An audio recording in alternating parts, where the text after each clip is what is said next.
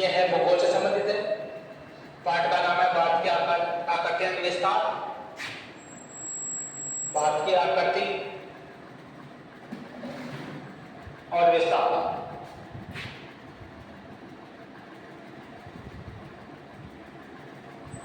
बच्चों, पाठ को समझने से पहले हमें ग्लोब के बारे में अच्छे से जानकारी प्राप्त करनी होगी। अपना पूरा संसार को हम एक ग्लोब के द्वारा समझते हैं। इस ग्लोब को एक रेखा दो भागों में बांटती है। इधर अपनी दिशाएं है पश्चिम, इधर पूर्व, इधर उत्तर, इधर दक्षिण।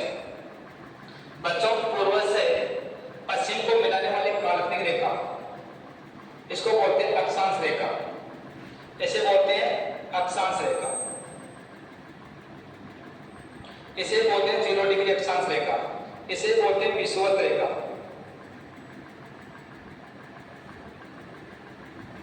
देखो बच्चों, जैसे जैसे हम इस अक्षांश के उत्तर की तरफ जाते हैं तो इसे बोलते हैं उत्तर दिशा।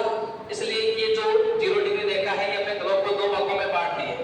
जो इसके उत्तर की तरफ है उसे बोलते हैं उत्तरी गोलार्ध, और जो अक्षांश रेखा या 0 डिग्री अक्षांश रेखा के नीचे दक्षिण की तरफ उसे बोलते हैं दक्षिणी गोलार्ध।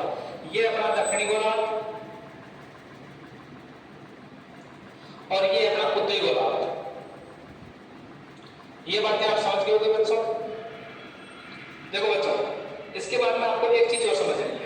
अपने उत्तर से दक्षिण को मिलाने वाली काल्पनिक रेखा, इसे बोलते हैं हम देशांतर रेखा।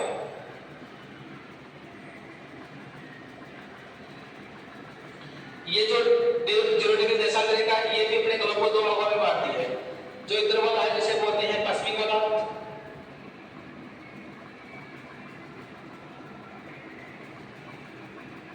पश्चिमी गोलार्ध,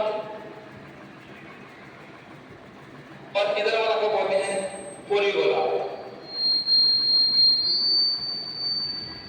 पूर्वी गोलार्ध।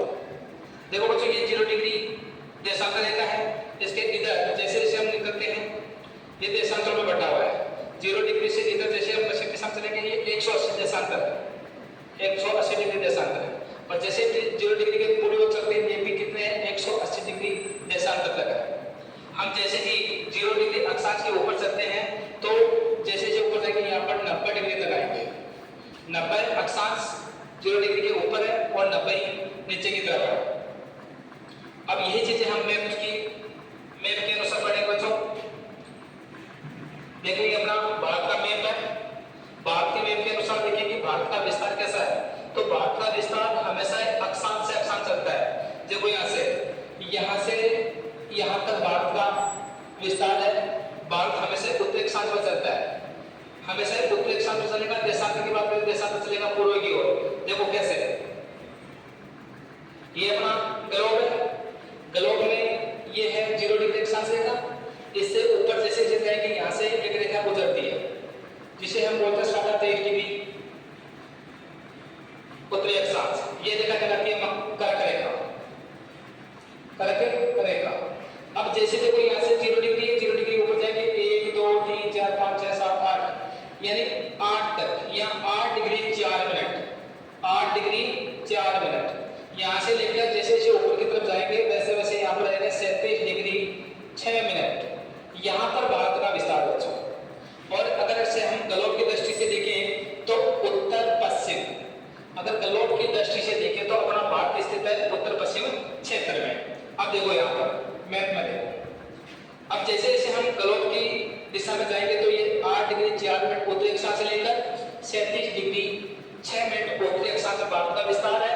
अगर हम देशांतर के हिसाब से सोचे तो यहाँ पर देखो, यहाँ से ये है 68 डिग्री 7 मिनट पूर्वी देशांतर से, यहाँ पर 97 डिग्री 25 मिनट पूर्वी देशांतर।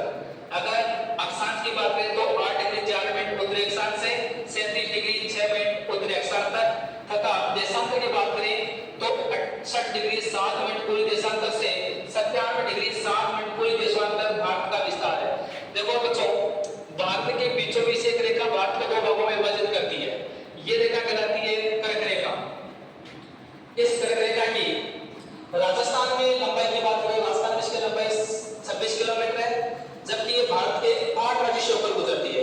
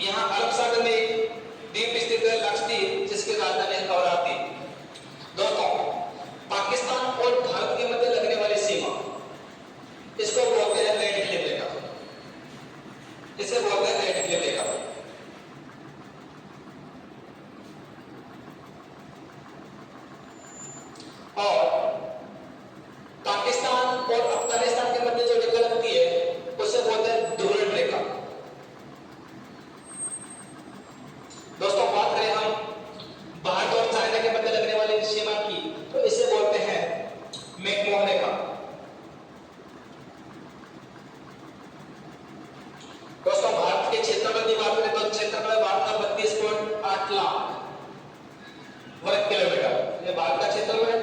दोस्तों भारत की आकृति की बात करें तो भारत की आकृति कुछ ऐसी होती है, उत्तरतम पश्चिम से पश्चिम